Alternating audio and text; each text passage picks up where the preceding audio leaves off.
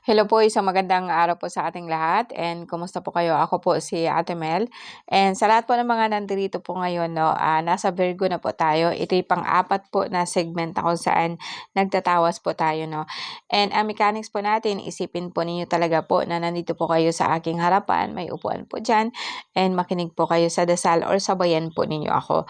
And andito po sa akin ang katabi, ang aking mahal na altar and of course, provided po sa aking lahat po ng mga kasamahan. And lagi po nating hilingin ang basbas po ng ating mahal na Ama and sa pamagitan po ng mahal na araw. So magkakaroon po tayo ng influensya po ng positive energy po na kung saan nag-aalis po ng mga masasamang elemento po sa ating katawan, no. And sa ngayon po, no, yes. So, let us begin, no, sa lahat po ng Virgo. Pang-apat na po natin itong segment or one month na po pala talaga tayo, guys, no. And nasa Virgo po tayo sa lahat po ng mga tao na ipinanganak mula nung August 23 hanggang September 22 para po sa inyo po ang reading na to. Okay, let us begin, no. So, sabayan po ninyo ako, guys, no, and isipin po talaga po natin na yung araw po is nakatutok po siya dito sa ating sentido para po magbubukas po ang ating third eye and magbubukas po yung crown chakra po natin. And eto pong tinatawag po natin na violet rays po na mula po sa sun. And ang orange po or yellow is very positive po pagdating po sa sakit, no. So, let us imagine po yung rays po ng araw is nakatutok po sa atin and sabayan po natin ng dasal, okay? So, sabayan po ninyo ako, guys, no. And yes, the sun rays po nandito po sa aking noo. And iniisip ko po na ito po talagang nagpe-penetrate po sa balat hanggang sa laman. And mag-start po magtitingling po ang aking sentido papunta po dito sa aking crown chakra. And sabayan po natin ng paghinga po ng malalim. Let us begin. So, hingang malalim po. And then, pisilin po ang ilong. Hold. Hold po. And then, release. So, isipin po ninyo talaga po, guys, na itong laman po ng tiyan po ninyo is like maaalis po talaga. And magiginhawahan po kayo kapag pinalabas po talaga ninyo ng kusa or consciously po nating palabasin po yung mga masasamang elemento po sa ating katawan like yung hangin, no, na parang ihingang malalim and then parang ipaalis mo talaga, ipalabas mo siya dito sa hindi mo na siya kailangan, no. Okay, ulitin po natin ulit, no. Sa mahal na araw, nakatutok po sa ating noo, papunta po sa ating crown chakra. Okay, imagine po, no. Okay po, let's begin. Hingang malalim. Then hold.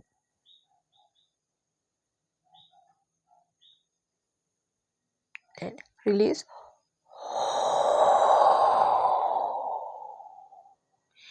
And ulitin ulit. Ulitin ulit po ang crown chakra na araw. Nakatutok po sa ating noo. Papunta po sa ating crown chakra. Hingang malalim. Hold.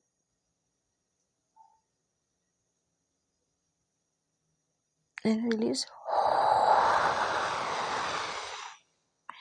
Ulitin po ninyo, guys, as many times as possible, no? Lalo na po bago matulog at saka pagkagising po, no? And actually, nakaka-relax po yan dito sa ating mind, lalo na po sa mga tao po na talaga pong stress, no? And sabayan po siya ng dasal. Let's begin. Diyos sa mga makapangyarihan po sa lahat, inihiling ko po naway basbasan po ang lahat po ng mga pangalan po na kung saan nagbibigay po ng lakas sa amin. Kristak, Ortak, Aminatak, Hokmitak, Aminatak, Hiptak, Doay, Melomiat, Hokpi, Beramnia, Obaram, Dakak na. And Jesus Domini Eterno, Jesus Domini Di, Jesus Rexum Dium, Jesus Emmanuel Dia, Salvador del Mundo, Acto, Jesu Cristo Yeshua, Salvame, Liberame. Okay po, guys, no? Anyway, sa lahat po ng mga nandito po ngayon, and thank you, guys, no, sa walang sawang pag-aantabay po sa atin. And I'm so glad po, no, and Actually, pang-apat na linggo or isang buwan na po natin dito, no? And nakikita ko dito yung malaking pagbabago po, no, sa ating health, sa ating mind. Parang yung mga tao siguro po nito na nakasubaybay po sa atin, no? And kung baguhan ka lang po dito, try po ninyong mula po nung tawas 1, 2, 3, no, pang-apat po natin ito ngayon. And tingnan po ninyo bawat zodiac po doon. I mean to say, kung ikaw is Virgo, tingnan mo po yung mga Virgo pa sunod-sunod. And mapapansin po ninyo na nagbabago po yung energy niyo. And kasi pang-apat na po natin ito, no. And anyway, let's see kung tingnan natin kung ano po ang problema ninyo. Move natin to, no, para hindi po makasunog po sa ating card. Okay. Okay, may nakita po ako dito na parang naka-on hold ka po. Masakit po yung mga balikat mo dito, no. Siguro mataas po talaga yung uric acid ninyo. So, bawasan po natin ang mga uric acid po natin. Pananakit po ng likod, no, na parang nagbabaga po siya. And ang ating mga paa po, talaga pong masakit po siya, no. Tingnan natin kung bakit, no, bakit masakit. So, dito sa bahay po ninyo, parang sa mismong bahay po ninyo, parang sumasakit po yung ulo nyo, sentido, no? Meron pong isang anghel po dito na nagdadasal po para po sa inyo. May napansin din po ako dito na mababa po ang pulang dugo nyo. And meron po kayong rashes. Ito po yung parang hirap po kayo, nahihirapan po kayong yung bagang huminga, kuminsan po talagang parang meron po ikaw asthma, something like that, no. So eto guys, no, makita ko po dito na ikaw kasi is like Virgo po, no, na bawas-bawasan mo po yung trabaho po pagdating sa bahay kasi po talaga pong nahihirapan ka po, no. And hindi po yung nahihirapan ka physically, kundi nahihirapan ka po sa kaiisip po kasi talaga pong kapos na kapos po sa pera. And ito po'y bigay po ito ng isang matandang babae na to na kung saan hindi po maganda ang energy niya, no. And parang inaano po niya yung isip mo na wala kang pera, na ganito nga, ganyan, isipin mo yung ganun. So talaga pong inaano po niya ng negative energy po, no. And for me, kulang ka po. Ito din po ang dahilan kung bakit parang walang lakas ang mga paa mo. Ito yung tinatawag po natin na pagbaba po ng potassium sa paa o pagbaba po ng potassium ninyo. Kaya parang itong paa niyo talaga po is na parang na-out of balance po kayo. Kuminsan po wala po siyang lakas, no. Ingatan po niyo guys na huwag po niyo itong pabayaan. Mababa po ang pulang dugo niyo or potassium. So, sundan natin, no. Meron parang kuminsan po ang balakang po ninyo is maga yung dito, parang nagmamanas po siya, no. And hanggang parang nagmamanas po kayo, no. May nakita din po ako dito yung lahat po ng katawan ninyo para pong tinutusok o sabihin po natin na nakabind po siya. Sorry. Okay, sorry po guys, sorry. And tapusin natin ito guys, no, para magkaroon po tayo ng idea kung ano po talaga ang nangyari sa inyo.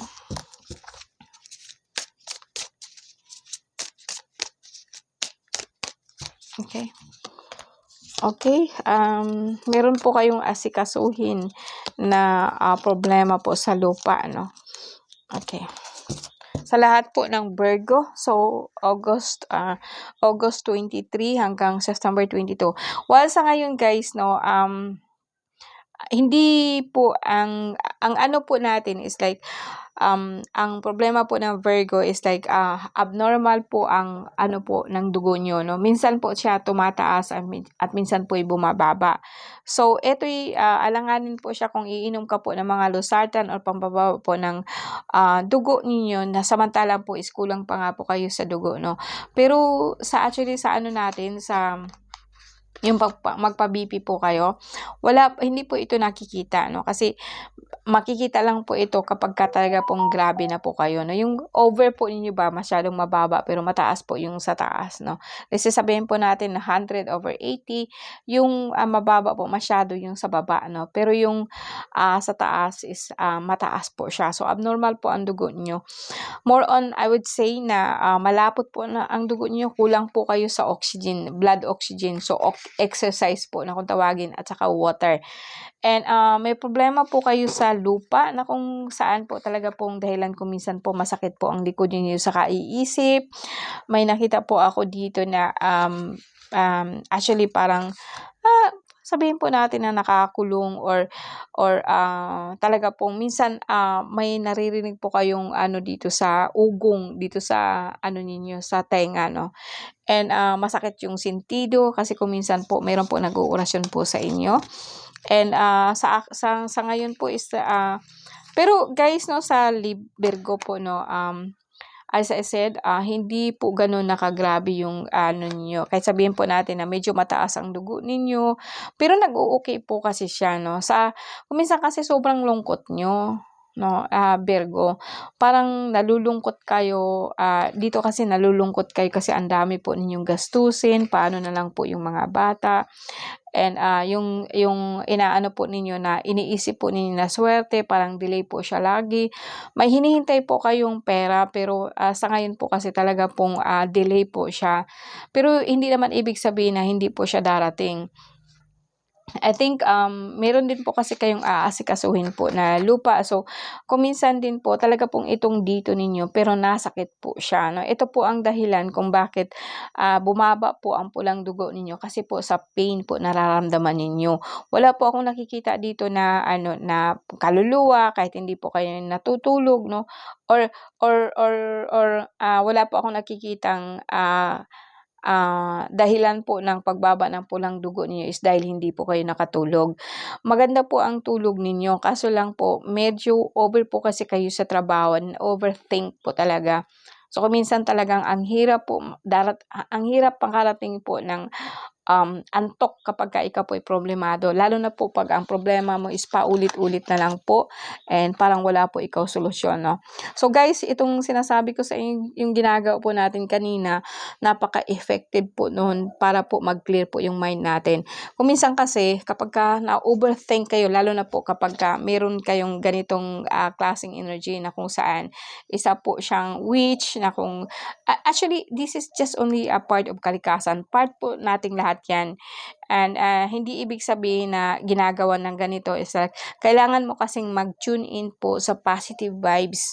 So, ngayon guys, actually, hindi na po ako masyadong nagfo-focus po sa mga ganitong klase pong energy. Kasi kahit anong gawin po natin, kahit anong alis po natin yan, kahit anong ritual po, babalik at babalik pa rin po siya.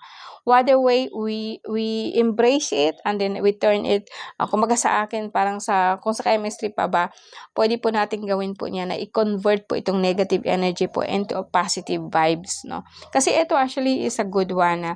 It's actually parang kung tawagin po natin siya, it's a nature. Matanda po siya na kung saan meron po siyang kapangyarihan, batin kung minsan po talaga pong depicted po siya as a witch, no?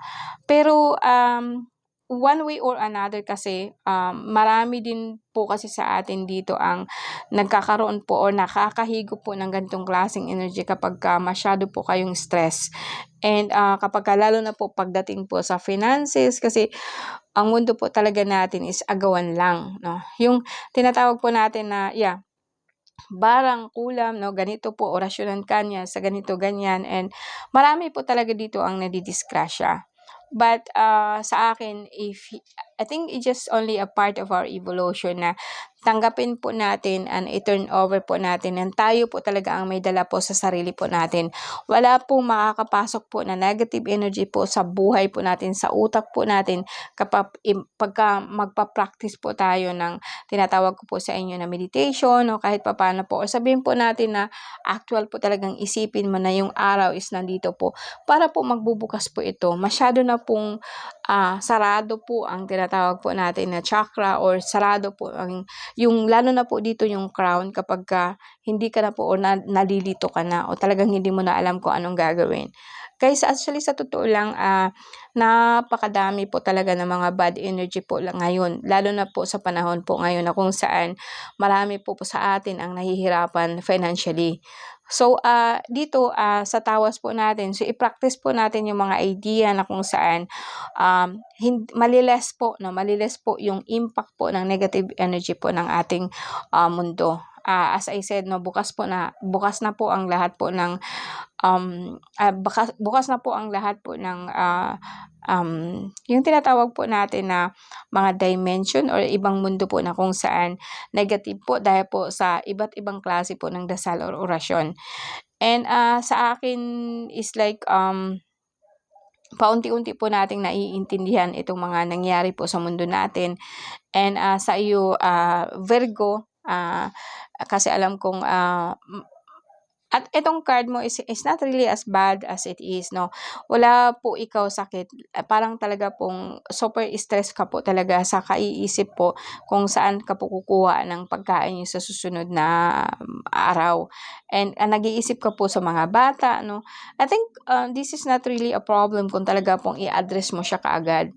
Sabihin po natin kung ang problema po kasi natin financing, ang pagtitipid po ay hindi po siya solusyon. And more on talaga pong isipin mo kung paano po or isipin mo po na kung paano po magdagdag po ng kita and magkano po talaga ang budget. So, mostly kasi sa atin, hindi natin yan tinitingnan. No? Hindi natin tinitingnan kung ano po ba talaga ang kailangan mong gawin. Kasi kung nasa mind mo, kung ang kikitain mo is like, kung ang kailangan ng family is 300 pesos, so kailangan mo talaga po na kumita po ng more than 300 pesos po para po meron po kayong sabihin po natin na maitago. And it's very easy. So, kaso lang kapag ang mind po kasi natin is parang natatrap po siya kasi eto kasi is kung titingnan ko po siya sa card, yung pag-iisip mo kasi is a sword, no? Kung saan makikita po yun, lagi po siyang nag-iisip. And ito po parang trap. This is a trap, entrapment. Para pong ang mind po siya is natatrap po siya na kung saan hirap po siyang mag-provide po sa family. This is a king, is a symbol of king na kung saan marami po ikaw nasasakupan, no? So, sa akin itong guy na to or itong sabihin po natin na itong hari na to o sabihin po natin na isa po siyang hari. So, ibig sabihin, ikaw po to na kung saan marami po ikaw dominion o marami ka pong tinitingnan, marami ka pong nasasakupan, nahihirapan ka po kung paano po ikaw mag-provide as a provider po sa family. And guys, actually, ang Diyos po talaga natin is He's very good. Is a very good provider. Lahat po ng mga nandito na kailangan po natin is nandito na po sa mundo natin. Nandito na po siya, materials na po siya. All you have to do is just tune in. And alam kong mahirap siyang gawin pero paunti-unti po natin pag-aaralan yun. And isa na nga po natin na kumbaga sa akin isipin mo na nandito ka, practice na po yun na kung saan lahat po ng mga bagay, consciously mo talaga po siyang i-tune in. Consciously. So, ibig sabihin, talaga mong isadyain mo siyang isipin, sadyain mo siyang isipin, damhin, at saka yung bagang i-feel mo kung ano po talaga ang nararamdaman mo kapag meron ka na pong ganitong bagay.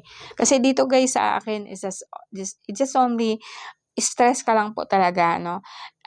But then, literally, kung halimbawa po talaga kailangan mo ng gamot, meron po akong sibukaw dito. Actually, wala po sa akin on hand, pero pwede po akong kumuha. Pero kung meron po kayo, ang pampadagdag po ng pulang dugo is sibukaw. At pwede po ang tawa-tawa, pwede po ang papaya, pwede po ang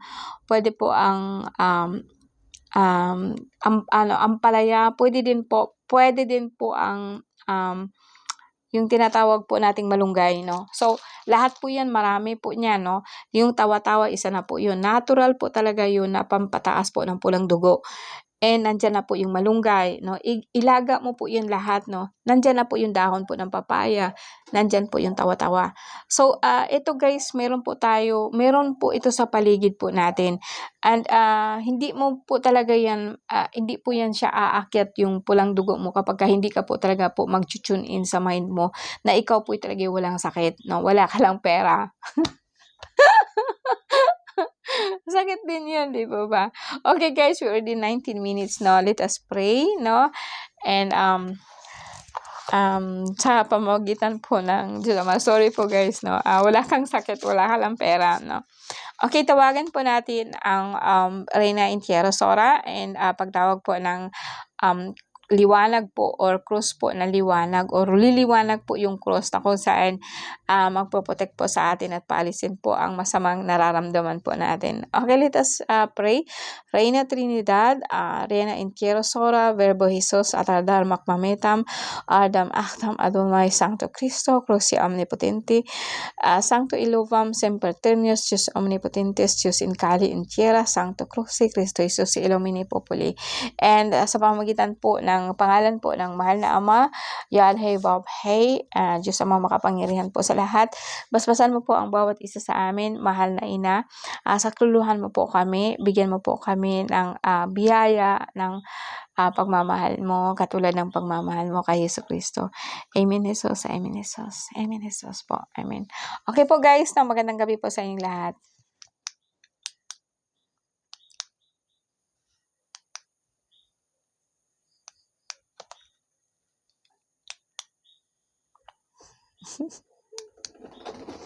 Okay, hindi na po siya ma-off.